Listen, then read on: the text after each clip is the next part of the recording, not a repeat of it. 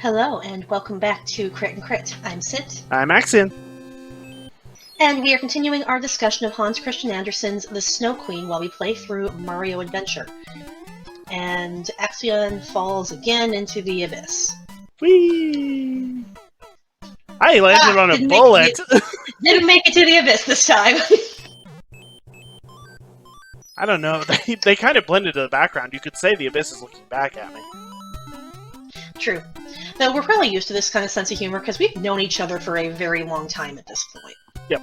Not nearly as long as Kai and Gerta have, but that's kind of the focus of our story today, is the power of friendship and the importance of childhood sweethearts.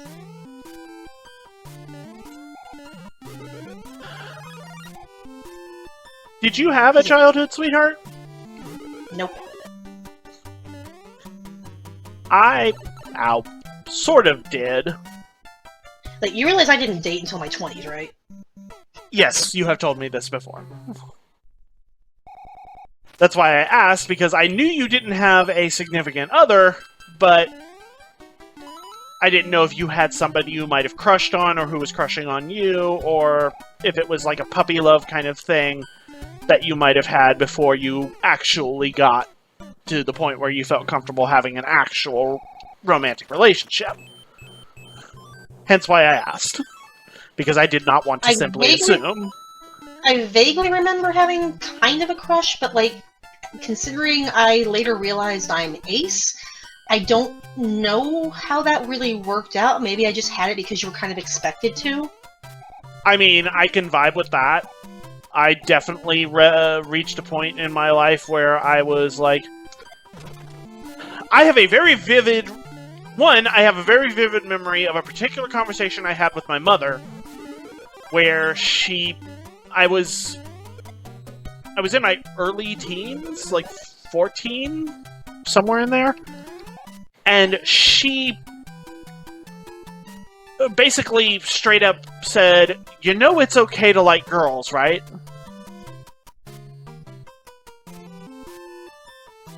And I was just kind of dumbfounded at the time. And just said, yeah? And in hindsight, I've since figured out that it was, since I was in my teens and not expressing what she and my dad considered sufficiently stereotypical hunger for a romantic relationship, they were worried I might be gay. And because it's my parents, that was unacceptable. Yeah, I don't know if that ever came up in with my parents, or if they thought I might have been. 'Cause, like, I was really awkward and a lot closer with my best friend than I think they thought I might have been for a bit. But, like, once we moved due to, like, Dad getting a new job, and I was no longer around my friend all the time, they're just like, "Oh no, you're straight presenting. You're just really, really awkward and don't care." And I distinctly remember my sophomore year of high school, a senior did ask me to homecoming, or obliquely hinted at it, and I completely and utterly whiffed on this, and had to be told by my friend that I was being asked out. Did not follow up on this, because I didn't care, but... Yeah, I wasn't quite that oblivious at that age, but I was close. I was definitely pretty strong in the do not care aisle. I had basically 2 significant others during my time in...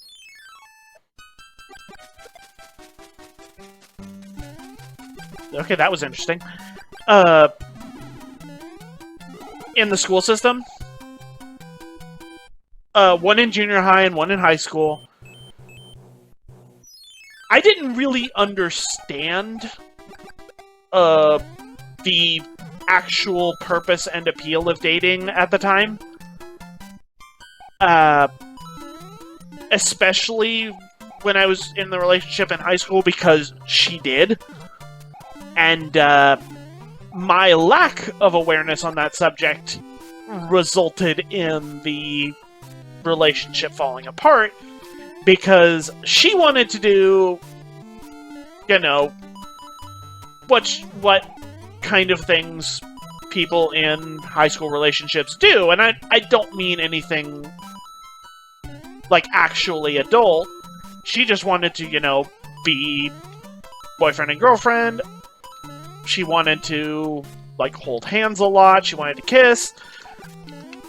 The things that people, generally consider, base level stuff when you're in that kind of a relationship. And at the time, I was so unfamiliar with those things and the patterns of behavior associated with them that it made me immensely uncomfortable. Throw in a very sheltered, very religious upbringing, and I basically was set to fail at initiating a romantic relationship at any point. And that's completely disregarding the whole, oh, I'm actually asexual thing. That happened years later. Or... Which is about to say, my coming to understand, rather, happened much, much later. Yeah. We're a little far afield of the actual topic for today, which started with, childhood sweethearts and, the power of friendship and the power of love. Which basically goes to say that I think both of us would completely and utterly fail at being fairy tale heroes. Yeah, that's what I was trying to get to when I got lost in the weeds. But yeah, from the moment we see them, Kai and Gerta are friends. They are young children. They're very, very close. So close that when Kai goes missing, Gerta is the only one to care. And it starts out as just, I'm going to go find my close friend, because someone needs to. I'm worried about him, even though he has started being a jerk lately. And that's it. Honestly, I don't think that there is a romantic thing between them. It's just, I want to find my friend and bring him safely home.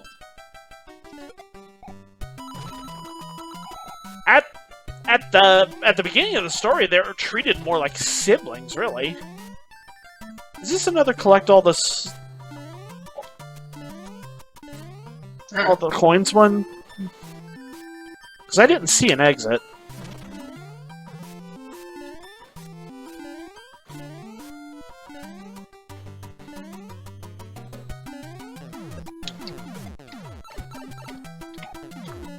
It might be then, because you haven't got all the coins.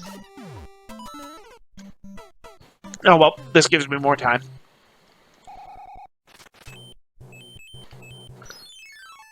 But yeah, at the beginning of the story, they're introduced more like siblings than like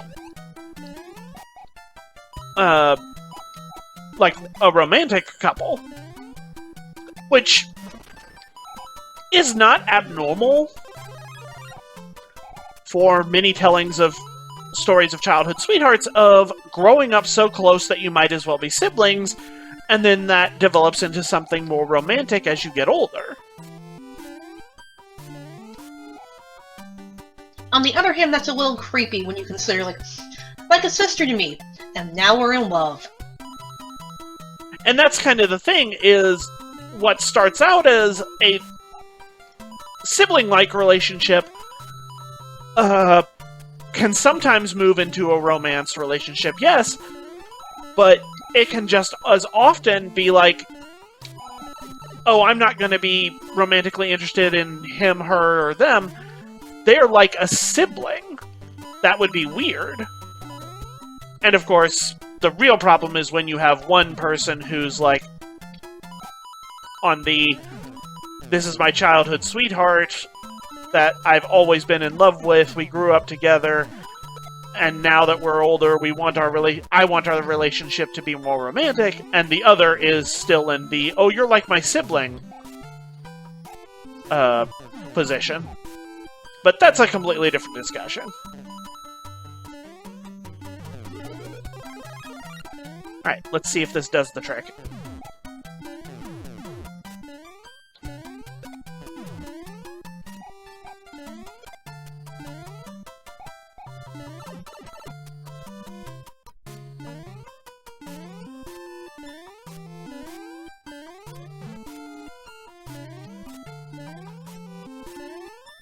So, Gerta is clearly highly devoted to Kai in this sort of sibling-ish way. Yep, it was get all the coins.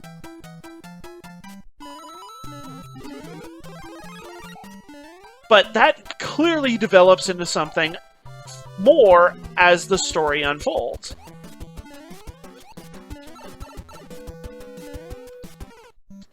Ah.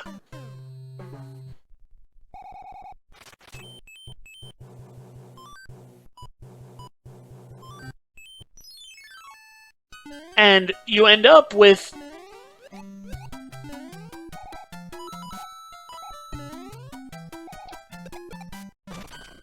the story changing in the long run.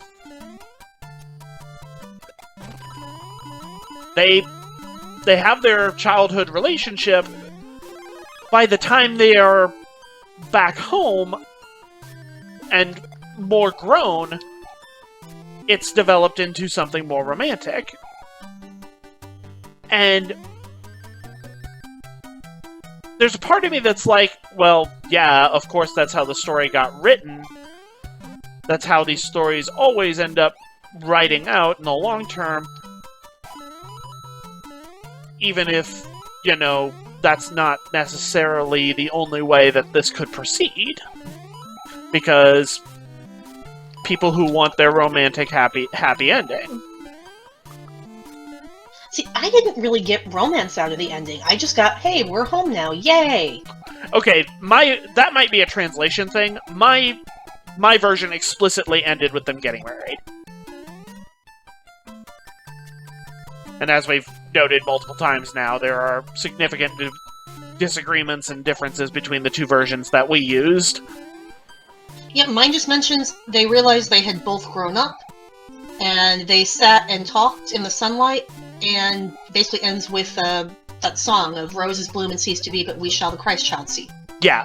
Instead of sit in the flowers and the sunlight, my version said they got married in the flowers and the sunlight, and sang the song at their wedding. Yep, the roses out on the roof were in full bloom, peeped in at the window, and there stood the little chairs in which they had sat when children.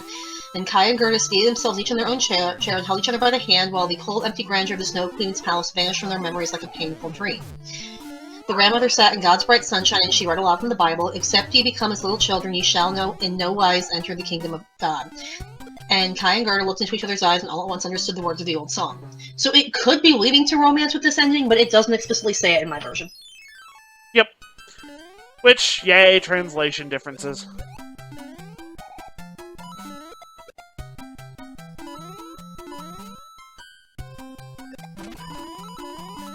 Anyway. But love is not the only power at play here. The other primary power that gets displayed throughout this story is the power of purity. And we are explicitly told that this is where Gerta gets all of her supernatural abilities. For the love of Pete, stop respawning! How many times do I have to kill you? Thank goodness. At least one more.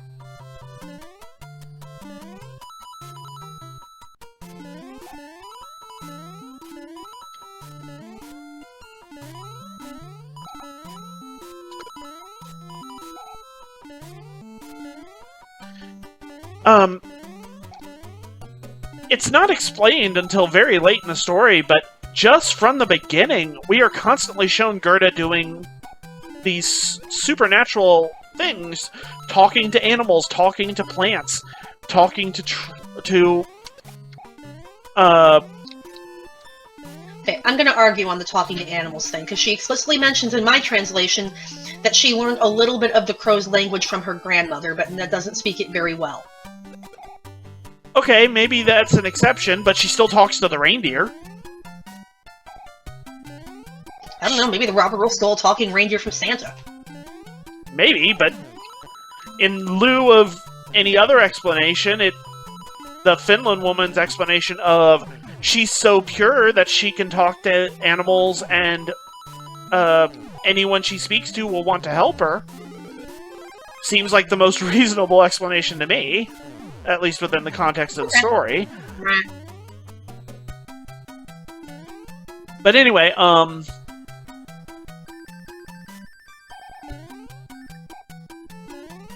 we definitely know that her ability to talk to plants and her ability to get anybody to want to help her is explicitly because of her absolute purity and kindness.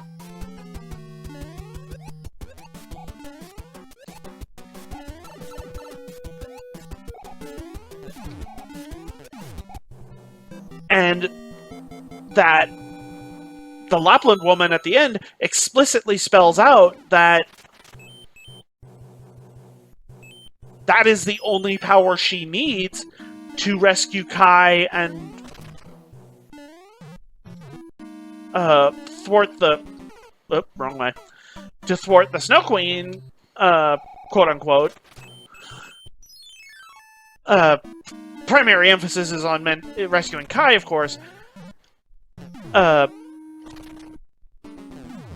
that if she can't do it with that, she won't be able to do it all. And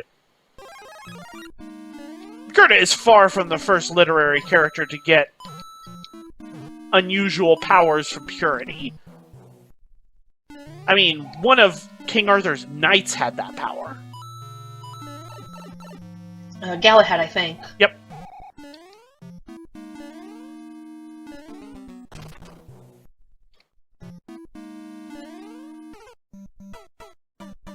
I wasn't going to make that jump anyway. So, it's just really...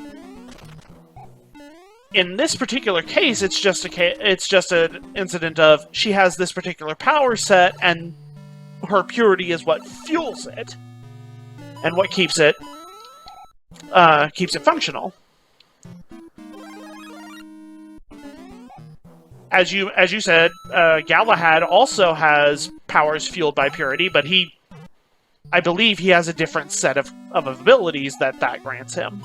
I don't remember what those are off the top of my head. There's a Tumblr post floating around that lists out some of the special, unique, magical abilities of the Knights of the Round Table, and Galahad is one of the ones listed with it specifically mentioning that his powers are associated with purity.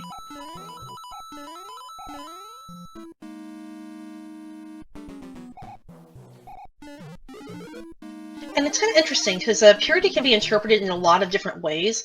Like the context of this one, and the constant emphasis to being like a child, indicates that it's just childhood innocence variety of purity. Rather than, can attract a unicorn because you have not had a partner type of purity. Yep.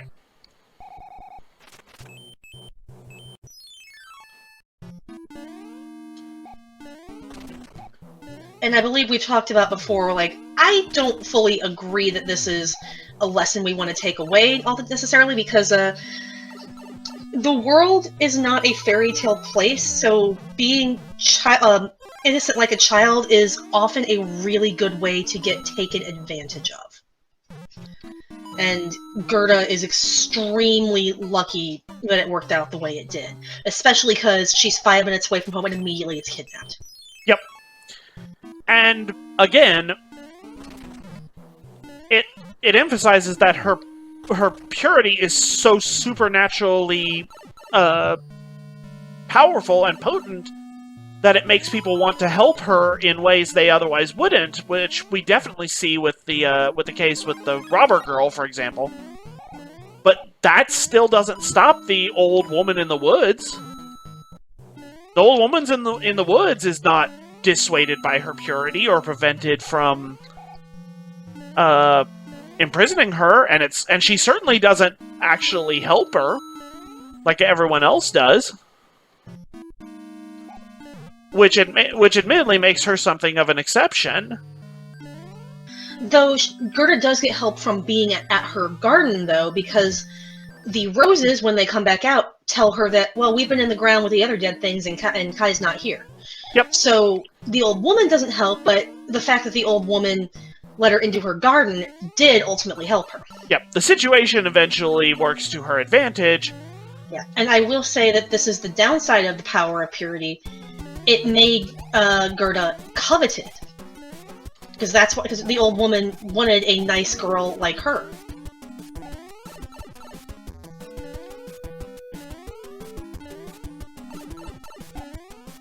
Like, if Gerta had been a less pure person, she might not have been such a prime target to be kidnapped by the old woman. Yep. And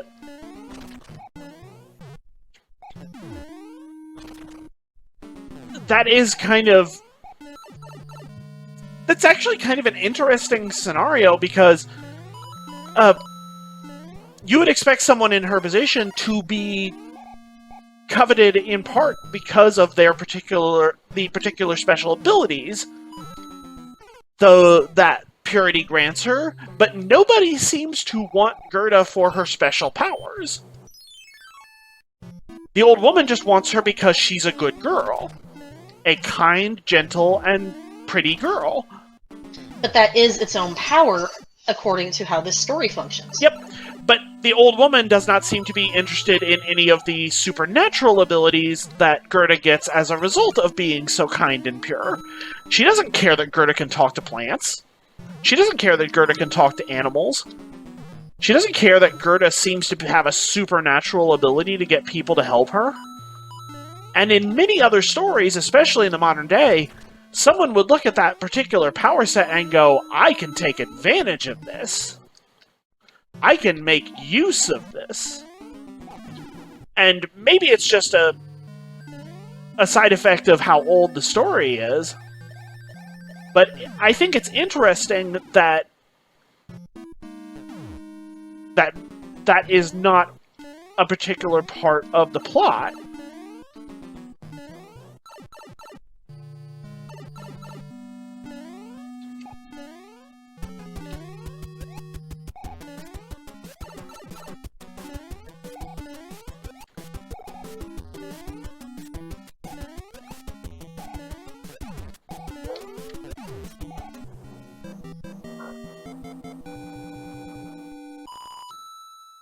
But yeah, Gerta solves all the problems that she has and creates a few of them through the power of innocence, purity, and pure love.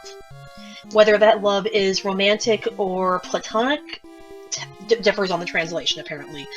But Yep. the point is still, And if she you are even you are a good and honest person, you will find the way. Yep.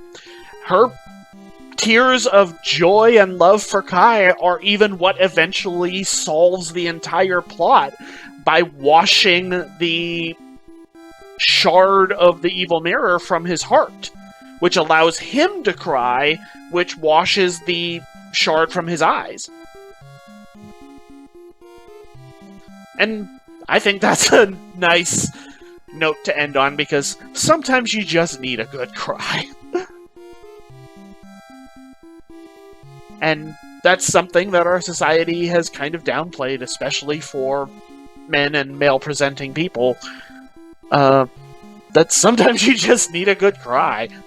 And there's nothing wrong with that. You have anything you want to add?